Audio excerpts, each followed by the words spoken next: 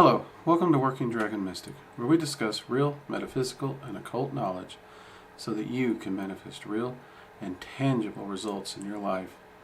This week, we're going to cover a topic I get asked about a lot, DJ Conway's Dragon Ethics, so stay tuned.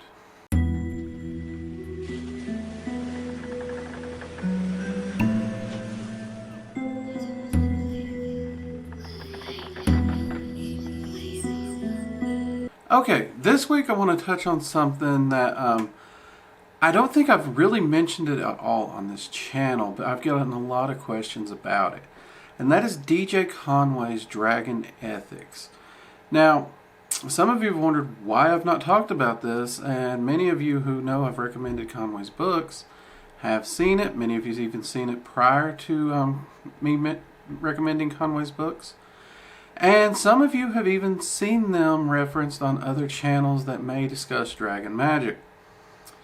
So I wanted to go ahead and talk about these. Now, first off, when I think of ethics, I think of kind of a code of honor kind of concept, a method of behavior that is just, unjust, or just right. When you look at the list that she provides within her book, which we will touch on here shortly, I don't really view these as ethics so much as guidelines in many areas. And I just heard myself say that and know that joke was not intended, or pun intended. And if you missed it, fine. So before we get started, what are DJ Conway's ethics? Well, in her book, Mystical Dragon Magic, she lists 10 things that, according to her, the dragons require for the practice of dragon magic. Those 10 things are what she refers to as the dragon ethics. And those things are, number 1, little seen gets more done. Number 2, look for the truth in the heart of hearts.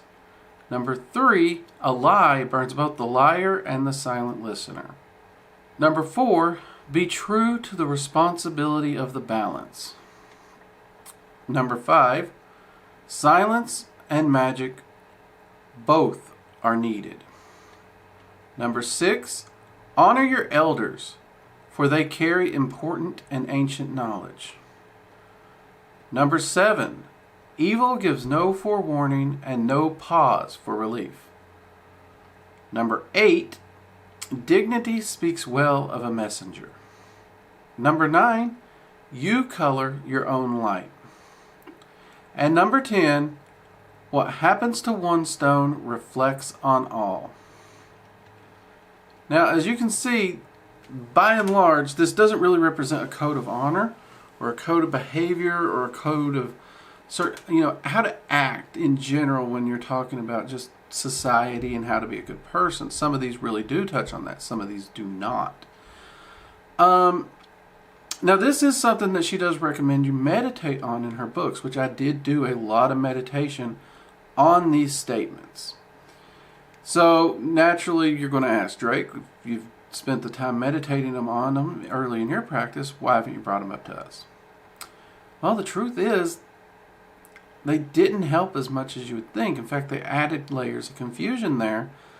In fact, most of the insights didn't have to do with magic. It came from previous understandings, actually from different codes of honor based around like Bushido and things like that, and different views of honor that I'd been taught over the years by multiple people, not one singular source. And those actually did offer me some insight into some of these things. Now, that said, that's not to say meditation in and of itself didn't offer me insight to this, but it always, I don't know, it rubbed wrong that it was referred to as ethics in that particular tense. And when I did, many of you know from the live streams that I've had an opportunity before she passed away to chat back and forth, email back and forth with Miss Conway. And she is a wonderful person, and she's actually the one who encouraged me to publish my works, and I'm thankful for that, because she's the first one that really had faith in that other people might want to see my works. In fact, she was one of them. I did share many of my works with her through those emails, and that's why she was encouraging me. So she did get to see my work. I wish she'd got to see the channel, and I like to think she'd be proud of it. But these ethics were one of the things we discussed. And she even removes them, I believe, from one of her later books. I'm not sure about that, though. But the thing is, she wrote these as meditative points, thinking points to a much larger thing that she was trying to say, that as she put it, there were things she didn't feel she could say at the time in her book, based on the topic or her publisher. I don't know necessarily entirely in depthly what she means on that. I don't wish to go down that road and potentially take it out of context. But her and I did exchange a few emails on these and expound upon these and what they possibly meant to each of us. So what I would like to do here today, first off, let's clarify. Dragons do not require these when you're working with dragon magics. These are not required. These were something that she admittedly added that says, yes, this will help you in your dragon magic. This will definitely help you in any practice as well as life in general. But this is not something that's required by the dragons. The dragons do honor these concepts and appreciate them, but they're not required. So let's get that out of the way. That is one of the reasons I don't bring them up. I try to talk about what's required, what's needed, what's necessary, and I try to keep it practical. Many of y'all know this. However, with all the questions coming up about these, I wanted to do this video and actually did want to take the time to talk about the larger meaning. Because I don't need to just cover them. We already done that. That's out of the way. And many of you already have the list. You can probably find them on Google too. So I wanted to go one by one and actually talk about some of their larger meanings. So first off, the first one that we come to is little seen gets more done. This is actually a very old occult concept. It's not unique to dragon magic at all. And it's very simple. If no one knows the workings you're doing, the rituals, the magic, the spells, then there's no one to work against you. There's no one to slow it down intentionally or unintentionally. Many times, even a person who, they wish the best for you, but perhaps maybe they're atheist and they just don't believe in magic, their own disbelief can actually unintentionally work to slow down your workings and whatnot. So the ideal of doing your workings without it being seen is actually a great way to make sure this doesn't happen.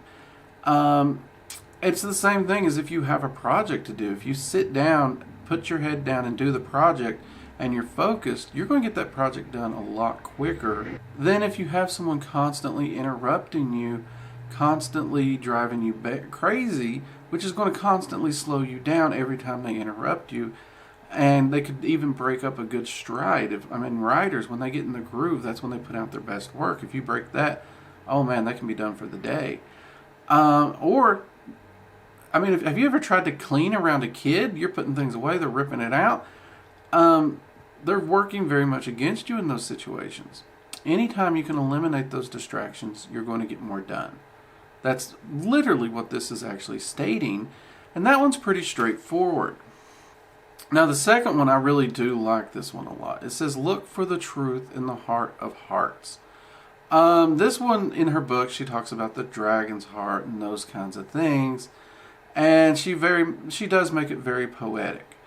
But look for not just truth, but also fact. Sometimes truth is actually very much objective. It's from a point of view. So not everything that is a truth for one person is a truth for another person. So when we're seeking truth in our heart of hearts, we are seeking that truth for ourselves. What is that truth in your heart? That is that true truth. Something that is true continually proves to be true and continues to function. Now this is very different from someone who believes rubbing a Buddha belly is going to win them the lottery, and they've done that for 50 years and they ain't never won the lottery. That they may view that as a truth, but it's not doing anything to help them. When the dragons are talking about truth, it actually has to show results and manifestation. That's very important. And also remember, truth and fact are different. A truth, that can be objective, believe it or not. But facts are not objective. Facts are what they are. Time and time again, over and over and over, a fact will stay the same. They don't change. Your point of view won't change the fact. That's one of the reasons I love science and data. It's very cut. It's very cold. It's very calculated. So do remember that. And that is what this one's talking about. It's that truth within yourself, that true truth to you that functions and allows you to be a better person. So it is encouraging you to constantly evaluate and meditate on that.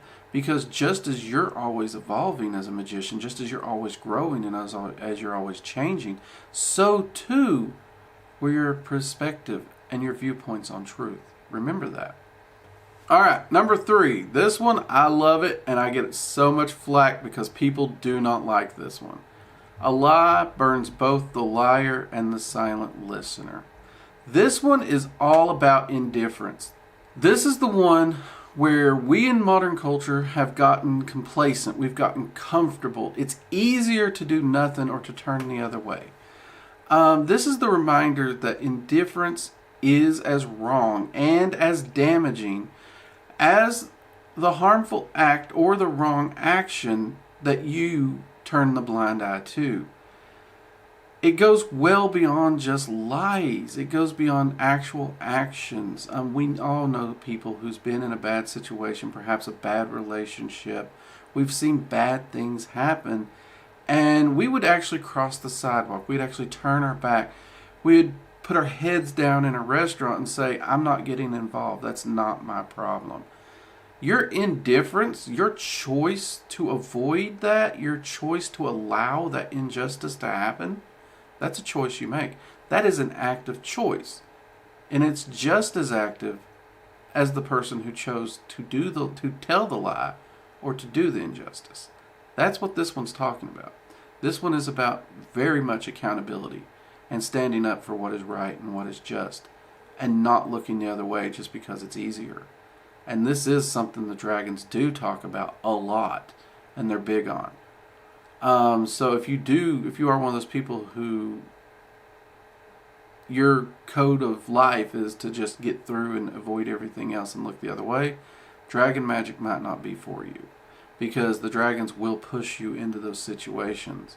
They will find a way that you can't look the other way in hopes of breaking you from that habit.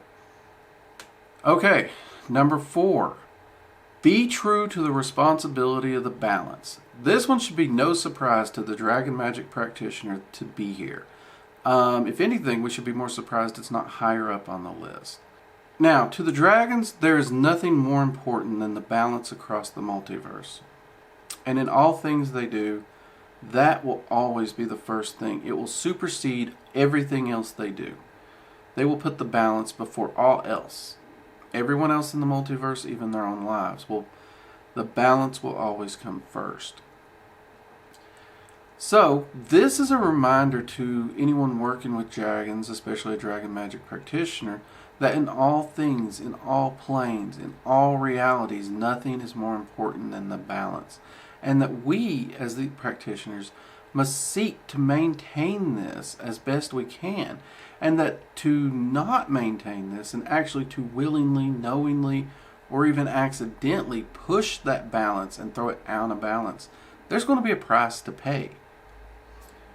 It may not happen immediately. It may come weeks down the road, maybe months, but there will be a price to pay for that if you are willingly pushing and throwing things out of balance. And a part of that is because it doesn't just affect you. It affects everyone in your realm and the other realms. And we'll get into that a bit more later. From the dragon's perspective, an enemy of the balance is an enemy of existence. So keep that in mind when you're working with dragons. Okay, number 5. Silence and magic are both needed. Now, a lot of people ask me if this is actually just kind of a rephrase of number 1. And in some ways it is. In some ways. But number 1 talks about letting people see what you're doing, letting people interrupt what you're doing, staying focused on what you're doing. Number 5, though, is again pulling from an old magical view or ideal. More specifically, it's pulling directly from the 4 powers of the Magus, which, now that I think about it, those might make a good video in their own right. But the one it's talking about is the one to keep silent. You do hear this a lot in many different magical practices, and not too many people take the time to sit down and explain it. Well, if you're trying to manifest something, if you're trying to create a change, if you're trying to better yourself in life, just as we mentioned, going around showing people what you're doing, flashing about it, it can, people can interrupt you. People can even accidentally work against you because they see you doing these things, okay? Well, the same goes with going around town running your mouth. If you just did that prosperity spell and you're really excited about it, and you're running around town telling everybody you did this prosperity spell, now you're going to go buy lottery tickets, they're going to be laughing at you to some extent, many people. Even magicians, actually, because, well, you all have heard me talk about the odds of a lottery. That doubt that they put toward that could even affect your particular working and slow it down. I try not to do it, but I do try to encourage people to put their prosperity magic to things with a much higher likelihood of manifestation so they get results quicker. That is my intent, but unfortunately that does fall into that whole aspect of it could actually affect their working. That's why I prefer to advise people before they've done the working than after. And this is what silence is talking about. This is why the power of the magus talks about to keep silent. And this is why Conway added silence and magic are both needed. It is talking about needed for that change and that manifestation. Because if you do the magic, if you do the rituals, if you put it out there, you get it in motion, but you don't tell anyone about it, it is free to move at its own pace. It doesn't need to worry about someone getting in the way and trying to block it, trying to stop it, trying to dull it, any of those things. It's going to get out there, it's going to do what it needs to get done, and it's going to manifest, and then you can talk about your manifestations, your results, and stuff like that when it comes around. It's not that you can't talk about magic. Some people do interpret this that way. It's not that you can't talk about it. It's just when you have an active working, be cautious about talking about it. Make sure whoever you're talking to isn't accidentally going to work against you or even deliberately. Okay, number 6. Honor your elders, for they carry important and ancient knowledge. I've had a lot of people give beef on this one. They don't like it. They don't want to talk to their grandparents. They don't want to talk to their parents. They're stupid. They're dumb heads. They don't understand their practice. And kids, they have honestly gotten to the point they have no respect for elders whatsoever. And because of that, they just want to take this and throw it out.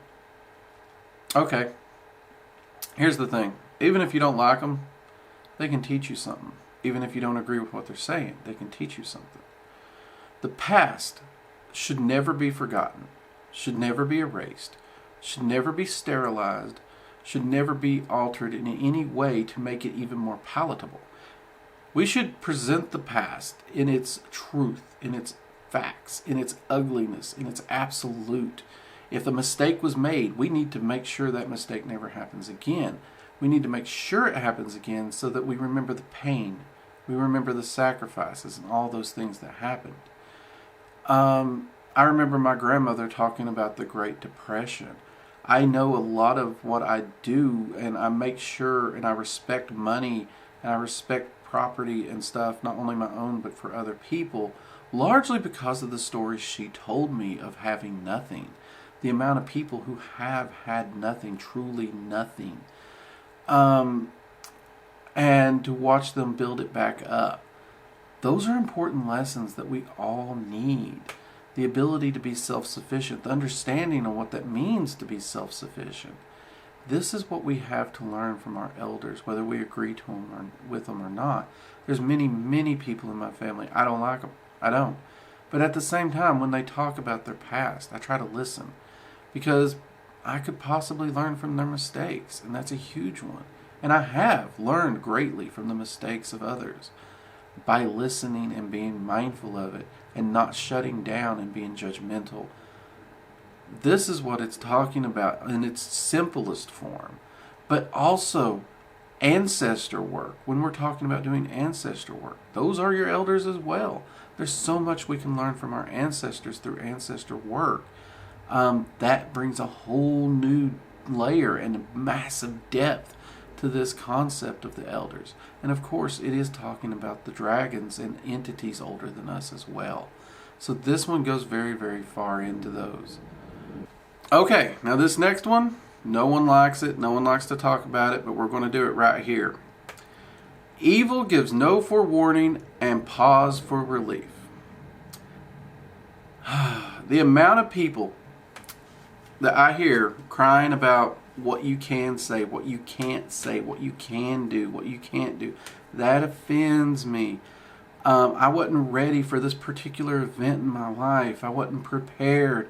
It's not fair because had I been better prepared. That's literally what this is talking about. There's no warning. The multiverse, negativity, bad circumstances, there's no warning. There is no warning system. You don't get warnings. You are either pre-prepared for it or you're not. Regardless of which the road that is, the question and the only question that truly matters, how are you going to handle it? What are you going to do? Are you going to sit down in the road and cry about it? Or are you going to stand up, rise to the challenge, face it as a magician, strong of will, strong of mind, and are you going to seek to overcome it, using everything in your arsenal and in your toolbox to manifest it through your power, to push through it and grow in the process? This is really what this one's talking about. There is no forewarning. There is no pre-game, as it were, to this. And, as the second half of this says, there is no pause for relief. These events, these happenings, they won't give you a time out to rest and recuperate. You fight till it's done. You continue till it's done. There is no timeouts. You do it. It's a harsh reality of the multiverse. It is a very harsh reality. Because I know we've all been pushed to our breaking point, and many times we have broken. But the reality is, we don't get warning signals, and we don't get to take a time out just because we don't think we can handle it. And in Magick, this is more true than ever. Because the further a practitioner gets down their path, the more the multiverse knows it can throw at you. And since it can, it will. Because the more it throws at you, the more you're going to grow, the more you're going to learn, the more you're going to move closer to being the true you that you can be. And that is the entire ideal of the multiverse. So if you're able to, it's going to throw more at you. And if you've already got too much on your plate and you're thinking about studying Magick and you can't deal with what you got on your plate, just know Magick can give you the tools to better handle what you got, but it's also going to see to it that more is thrown at you because you do have those tools. Now, it is true, if a magician's on their game, they're constantly mindful, they're constantly working, they can juggle these things pretty well so the impact seems to be lessened. But make no mistake, that magician takes a month off, all's going to hell. It's just that simple. The multiverse will throw things at you. Now, I'm not big on the fact that she used the word evil here, because the multiverse doesn't work on the concepts of good and evil. We've covered that many, many times on this channel. But those negative events, those hardships, those trials, those tribulations, they're going to come down that pipeline one way or the other. You can't stop it. There's not going to be a warning, and you're going to have to stand and face them because you won't get to take a time out. Alright? I know that probably already set off a lot of people, and they're mad at me for it, but I'm sorry. That is exactly what that one means, even by Conway's own words. Number 8. This one's a little weird. Dignity speaks well of a messenger. Conway wishes she had rephrased this one because so many people seem to have missed what this means. They highly put the focus on the messenger, which it kind of should be. But one of the things about this is it's a reminder of not just the messenger's value, but your value in the grand scheme of things. And this is good advice. It really is. It's solid advice. And honestly, me and her, when we was discussing it, we kind of summarized this up, and that's the summary I'm wanting to use here. But no title, no position, no label, no gender, Nothing. I don't care what stamp you want to put on yourself. None of that will make you better than another person. Nothing. High priest, high priestess, doesn't matter. You're just the same as the rest of us. It is really that simple. So if you think you're better than somebody and you're going to look down on somebody and look through your nose at them thinking you're better, haha, look at me, and you're just a lonely little fry cook or whatever, look at you, you're a garbage man, Here's an ideal. Quit being a freaking snob elitist. Okay? You're no better than them. Just because you may have a title, you may have money, you may have an office job, none of that matters. You're not better than them. End of story. I don't care who you are. You're not better than them. And this reminds everyone to treat everyone with dignity and respect. And this is an important one. I do wish it had been phrased better so it had been made more clear, because there's a lot of people in this world, I bump into them every day, especially in the magical communities. They really need to learn this one. This one here, we all could stand to take another dose of it. Number 9, you color your own light. Now, this one, okay, everyone tries to walk around and say, well, this person has this aura, this person has that aura, this person's energy tells me this. Okay, your aura shifts colors throughout your life, even daily. Your actions, your choices, you're the one that determines the energy in your life. No one else. You're the one that's going to make that determination. And because of that, your aura, your energy will be colored by your choices. Your choices, your actions, your mindset, no one else. Not the moon, not the stars, not the past, not karma. None of those are going to have impact on you more than you. And at the end of the day, once you're born, once you're 3 or 4 days into this world, you're already in charge of that energy. And your choices are going to be what determines your reality, nothing else. Now, true, star charts and whatnot can give you a bit of guidance, but you're still responsible for everything you do and say, your actions, every bit of it, nothing else. And way too many people do want to blame those things. It's not my fault, I'm a Sagittarius. Not my fault, I'm a Scorpio. Not my fault, Mercury retrograde. I know y'all have heard me gripe about this stuff before, but that is what this one's talking about, and it is very true. Number 10. What happens to one stone reflects on all. This is what I was talking about we'd get back to later. All things in the multiverse are connected through the massive web of energy networks. So no matter what we do, every action, every movement, every word, every choice we ever make, no matter how large or small, will have a rippling effect on the whole of the multiverse and will have consequences attached to them. This is 1,000,000 times more so for those who do magic. It is the very reason we are held to account for all we do in magic with no excuses. We are 1,000% held to account for and responsible for all actions, choices, and energy that we put out into the multiverse. No exceptions. No get out of jail free cards on this one. The life of a magician is a life of absolute accountability and responsibility. And that is because everything we do is going to ripple out and affect everything else throughout the multiverse. It is really that simple. And if you look into Norse magic and you look into the ideal of the web of the weird, it touches on that. The concept that all is one, it does touch on that as well. But this is a massive, massive thing. And it is something that I do believe a lot of people should sit down and meditate on a lot when it comes down to it. Now, that's the 10 of them. And I know I did finish and just say, especially number 10, people should sit down and meditate on.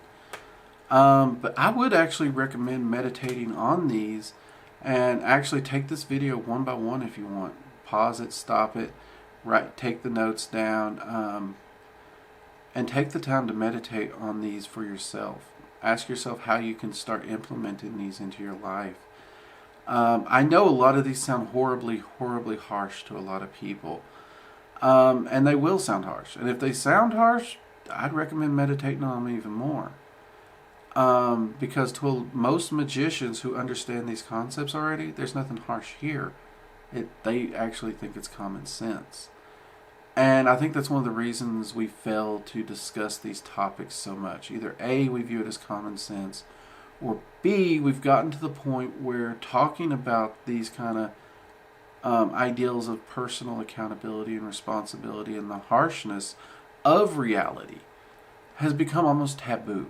It's like we're trying to shelter ourselves in a pillow fort and blankets and forget reality exists, and we expect to grow in those circumstances. That's not a place growth can happen. It's really not.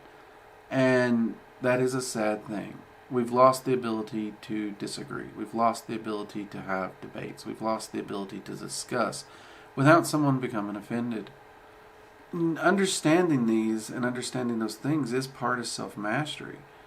And the more you meditate on these, you can find much deeper meanings into them and find ways to incorporate them in your life, in your path. Some paths, as we know, we've talked about before in other videos, some paths are harsher.